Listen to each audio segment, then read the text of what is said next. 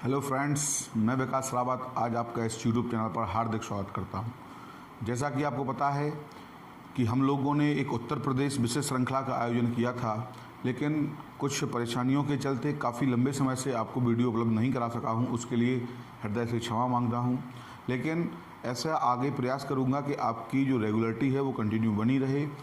अभी तक के लिए कई ऐसी ढेर सारी समस्याएं सामने आई थी जिस कारण से वीडियो अपलोड नहीं हो पाया है। उसके लिए मैं पुनः आपसे क्षमा मांगता हूं और अब आपसे लेकिन भरोसा दिलाता हूं कि आगामी जितने भी आपके पेपर हैं उन सब के लिए जो हम लोगों ने उत्तर प्रदेश विशेष श्रृंखला का आयोजन किया था, उसी श्रृंखला को हम लोग फिर से शुरू किया है और लगभग 8 वीडियो आपके पहले अपलोड हो चुके हैं और ये आज 9वां वीडियो, जो कि आपके लिए बहुत ही महत्वपूर्ण वीडियो में से एक वीडियो होगा।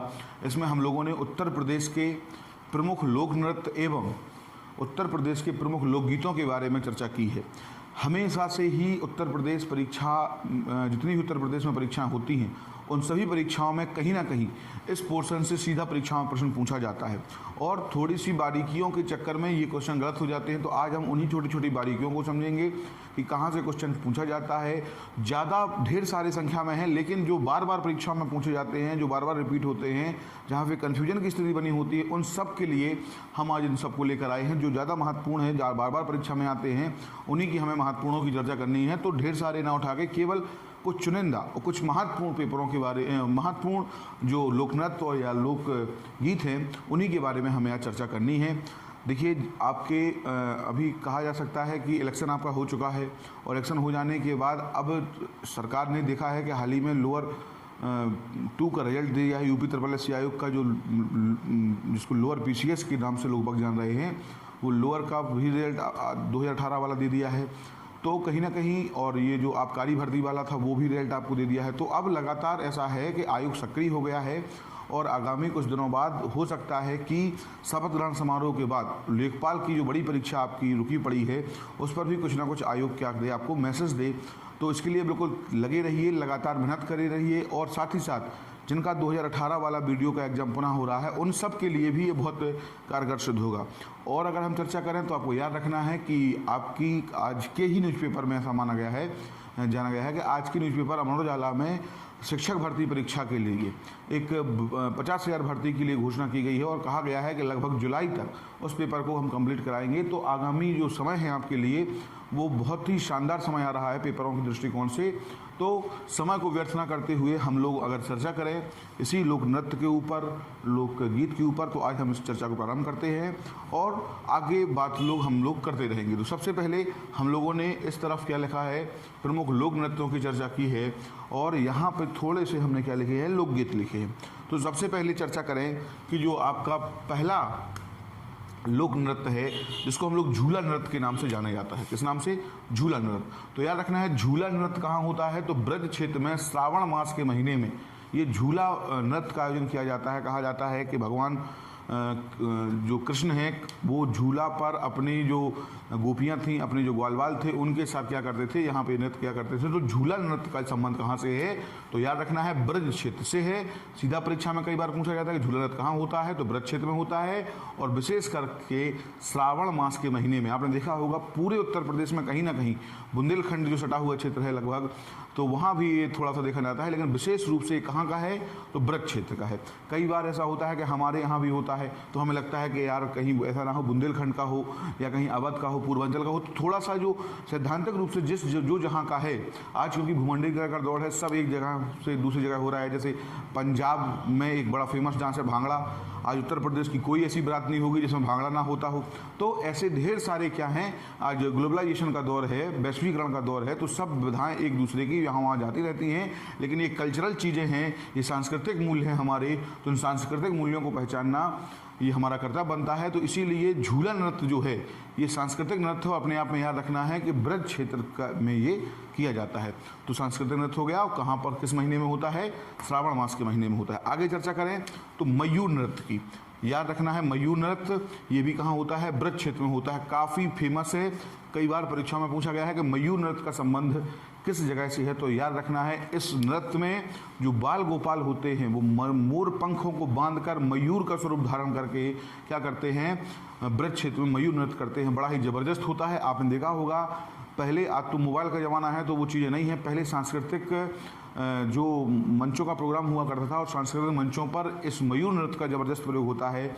हम लोग पहले देखते थे कि गाँव में या बड़े शहरों में ब्रज क्षेत्र से जो रास करने वाले लोग आते थे या भगवान कृष्ण की लीला दिखाने वाले लोग आते थे, तो उसमें ये मयूर नृत्य उनका बड़ा फेवरेट प्रोग्राम हुआ करता था। तो याद रखना है, मयूर नृत्य में कृत्रिम मयूर बनते हैं लोग। बाल गोपाल क्या करते हैं, जो मयूर का परिधान पहन लेते हैं, मयूर बनने की कोशिश करते हैं और फिर नृत्य करते हैं। तो याद रखना ये कहाँ होता है, ब्रज क्षेत्र में होता है।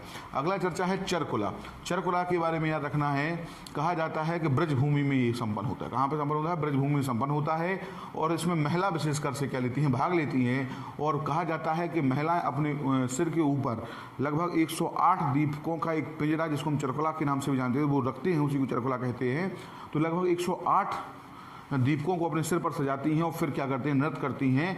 तो ये भी आपको याद रखना है, ये चरकुला बड़ा फेमस है। इसको डबल स्टार क्वेश्चन आप कह सकते हैं। कई बार परीक्षा में आया है कि चरकुला नृत्य का संबंध किस जगह से है। तो याद रखना है, ब्रजभूमि से है। महिलाएं विशेषकर से इसमें भाग लेती हैं और 108 दीपकों को अपने सिर पर सजाकर क्या करती हैं, भाग लेती हैं। तो ये आपको थोड़ा सा याद रखना है। आगे चर्चा करें रास नृत्य। तो याद रखना है, कई बार आपने सुना होगा भगवान कृष्ण की रास लीला। कहा जाता है भगवान कृष्ण अपने ग्वाल बालों के साथ, जब गोपियों के साथ क्या करते थे, तो नृत्य करते थे, उसी को रास नृत्य कहा जाता है। तो ब्रजभूमि में ये भी क्या होता है, रास नृत्य होता है। तो याद रखिए, ये मेल और फीमेल दोनों की तरफ से किया जाता है। तो रास नृत्य कहाँ होता है, ब्रजभूमि में। चरकुला नृत्य कहाँ होता है, ब्रजभूमि में। मयूर नृत्य कहाँ होता है, ब्रजभूमि में। और झूला नृत्य कहाँ होता है, तो ब्रजभूमि में होना है। ये आपको थोड़ा सा याद रखना है। आगे चर्चा करें, हम लोग दूसरे प्रदेश की दूसरे भाग की ओर बढ़ रहे हैं। पहला है बुंदेलखंड का, जो हम चर्चा करने जा रहे हैं, राई नृत्य। बड़ा ही फेमस है राई नृत्य। कहा जाता है कि बुंदेलखंड में जितने भी मांगलिक अवसर होते हैं, उन मांगलिक अवसर की बेला पर ये नाई नृत्य का आयोजन किया जाता है। कई जगहों पर बड़ी फेमस है। तो याद रखना है, राई नृत्य का आयोजन कहाँ होता है, बुंदेलखंड में। महिलाओं के द्वारा किया जाने वाला ये क्या है, नृत्य। और कब होता है, तो याद रखना है, मांगलिक कार्यक्रमों पर। कब होता है, मांगलिक कार्यक्रम। तो बुंदेलखंड में राई नृत्य बड़ा फेमस है। तो इसके बारे में भी आपको थोड़ा सा याद रखना है। आगे चर्चा करें, पाई डंडा नृत्य। बहुत महत्वपूर्ण है पाई डंडा नृत्य के बारे में। आपने देखा होगा, बुंदेलखंड में अहीर या यादव जाति के द्वारा ये नृत्य किया जाता है। और याद रखना है, इसी को बुंदेलखंड का डांडिया भी कहा जाता है। लेकिन यहाँ पे ये अहीर जाति के पुरुषों के द्वारा किया जाने वाला क्या है, नृत्य है। आपने देखा होगा, हाथ में छोटे छोटे डंडे लिए रहते हैं, वही पाई नृत्य होता है।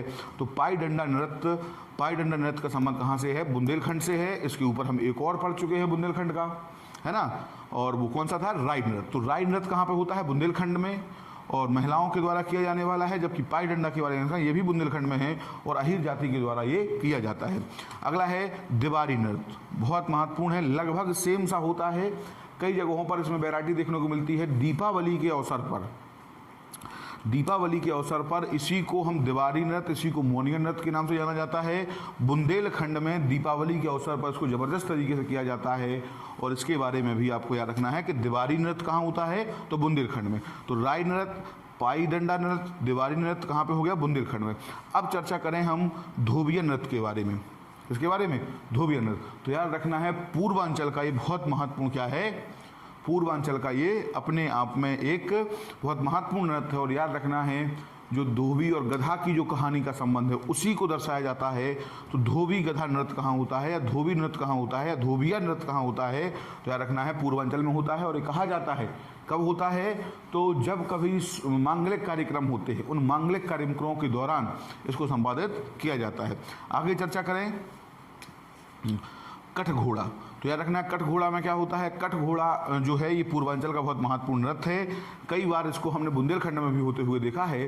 तो कठघोड़ा का मतलब ऐसा होता है कि पूर्वांचल में जो युवा होते हैं या जो युवक होते हैं, वो क्या करते हैं, वो अपने आप को एक कृत्रिम घोड़ी का स्वरूप धारण करते हैं। मतलब अपने आप को कृत्रिम घोड़ी बनाते हैं, उसके चारों ओर और लड़के खड़े होते हैं और बीच में क्या होता है, घोड़ी का डांस होता है। उसी को कठघोड़वा नृत्य के नाम से जाना जाता है। कई बार परीक्षा में पूछा गया है।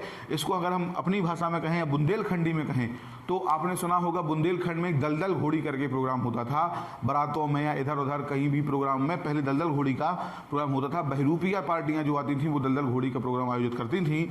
तो कठ घोड़वा या कठ घोड़वा है, ये पूर्वांचल में है और इसमें कृत्रिम घोड़ी बनते हैं कुछ युवक और चारों ओर उसके कुछ युवक खड़े होते हैं और इस प्रकार का नृत्य होता है। तो कठ घोड़वा कहाँ का है? पूर्वांचल का। अगला चर्चा करें धीवर नृत्य के बारे में। तो धीवर नृत्य के बारे में याद रखना, ये पूर्वांचल में कहार जाति के द्वारा किया जाने वाला क्या है? एक नृत्य है। तो धीवर नृत्य के बारे में याद रखना है। और धोबिया नृत्य, तो धोबिया नृत्य और धीवर नृत्य दोनों कहाँ होता है? धोबिया नृत्य धोबी जाति के द्वारा किया जाता है और धीवर नृत्य जो है ये कहार जाति के द्वारा किया जाने वाला क्या है? एक लोक नृत्य। तो थोड़ा सा इसके बारे में भी आपको जानना है। धीवर नृत्य। आगे है नटवारी नृत्य। तो नटवारी नृत्य के बारे में याद रखना है कि नटवारी नृत्य पूर्वांचल में यादवों के द्वारा किया जाने वाला एक क्या है? लोक नृत्य। तो नटवरी के बारे में याद रखना है, नटवरी कहाँ पे है? पूर्वांचल में यादवों के द्वारा।